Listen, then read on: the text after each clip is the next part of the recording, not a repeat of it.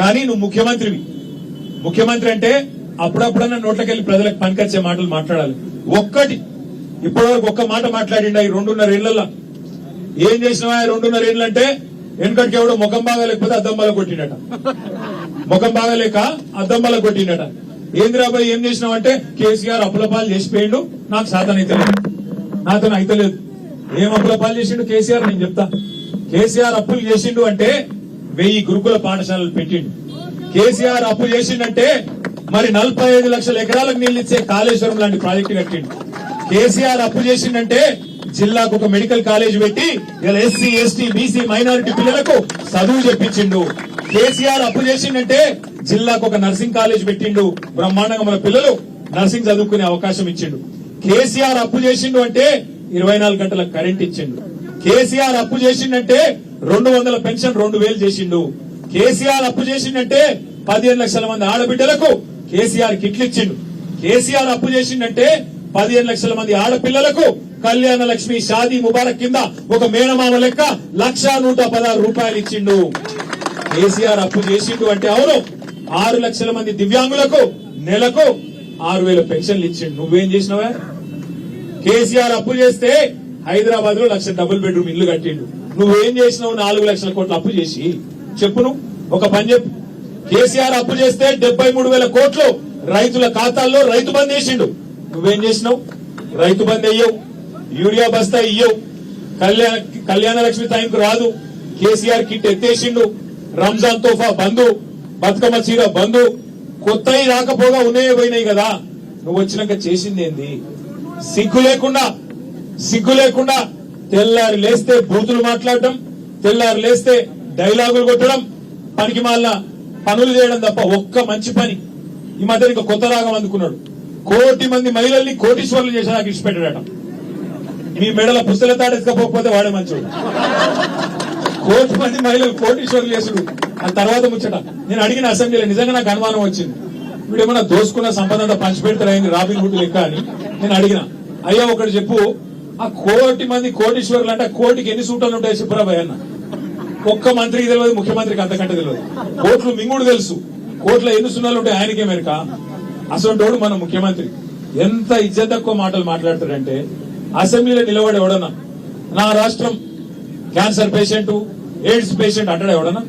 ఇప్పుడు కష్టాలు ఉండే ఆ మనుషులకు. ఇప్పుడు మీ ఇక్కడ ఉన్న అప్పు లేని వాళ్ళు ఎవరు ఉన్నారే?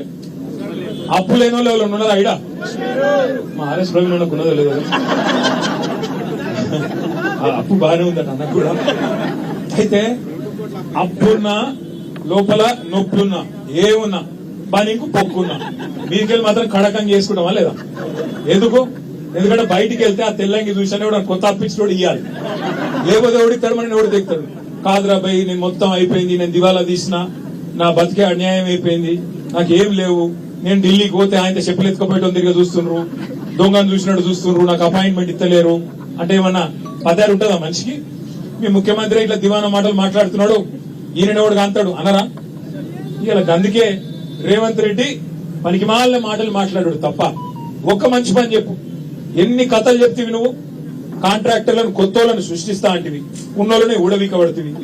10,000 మందిని కేసీఆర్ తయారు చేస్తే చిన్న కాంట్రాక్టర్లు వాళ్ళు నీలాగా కోట్లు దోసుకునేటోళ్ళు కాదు, కోట్లు సంపాదించుకునేటోళ్ళు కాదు, చిన్నవి తమ కుటుంబాన్ని నడుపుకునేందుకు ఇలా రోడ్డున పడే పరిస్థితి తెచ్చినావు.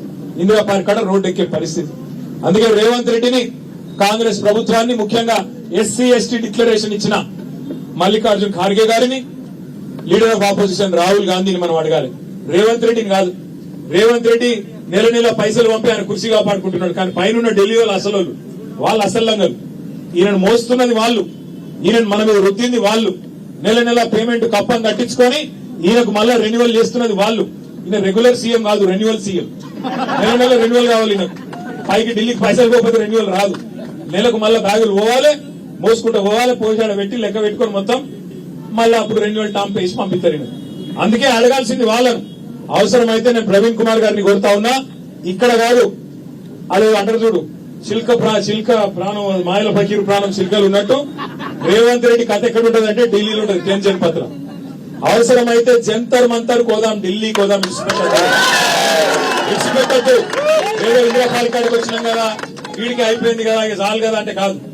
ఖచ్చితంగా జీవో నంబర్ 17 రద్దయ్యేదాకా, రేవంత్ రెడ్డికి బుద్ధి వచ్చేదాకా, వాళ్ళు చెప్పినట్టు ఎస్సీ ఎస్టీ డిక్లరేషన్ లో ఖచ్చితంగా 30% ఎస్సీ ఎస్టీలకు, బీసీ డిక్లరేషన్ లో చెప్పినట్టు 42% బీసీలకు కాంట్రాక్టులు వచ్చేదాకా ఇడిచిపెట్టద్దు రాహుల్ గాంధీని, మల్లికార్జున్ ఖార్గేని వదిలిపెట్టకుండా పోరాటం చేస్తేనే, చివరి దాకా లక్ష్యం సాధించేదాకా పోరాటం చేస్తేనే అది ధీరోదాత్తుని లక్షణం.